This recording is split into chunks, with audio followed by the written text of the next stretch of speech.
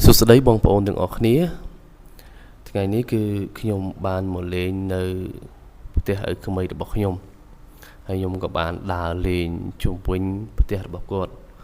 ហើយផ្ទះរបស់គាត់នឹងជុំវិញផ្ទះរបស់គាត់នឹងគឺសម្បូរទៅដោយដើមម្សៅច្រើនមែនតែនតែខ្ញុំអត់ចង់និយាយពីដើមម្សៅនឹងទេ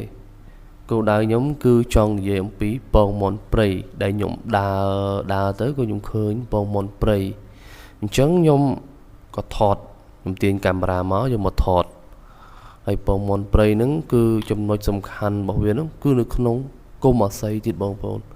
នៅក្នុងគុម្ពអាស័យហ្នឹងគឺជ្រៅដែរយើងមើលទៅយើងថតចម្ងាយទៅគឺជ្រៅអាហ្នឹងណាហើយវាងាយទេបងប្អូនមាន់ព្រៃមកពងនៅក្បែរផ្ទះរបស់អ្នកភូមិហើយនិយាយទៅខ្ញុំឃើញខ្ញុំក៏ដែរឃើញដែរខ្ញុំភ្ញាក់ផ្អើលខ្ញុំគិតថាពងមាន់ស្រុកទេតែម៉ែក្មេកខ្ញុំគាត់ថាគឺពងមាន់ព្រៃគឺមានមាន់ព្រៃមកនៅក្បែរហ្នឹងហើយមាន់ស្រុករបស់គាត់គឺពងនៅក្នុងផ្ទះអាហ្នឹងណាហើយ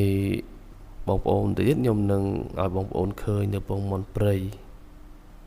ហើយនិយាយទៅជុំវិញផ្ទះរបស់គាត់គឺព្រៃសុទ្ធតែម្ដងហើយ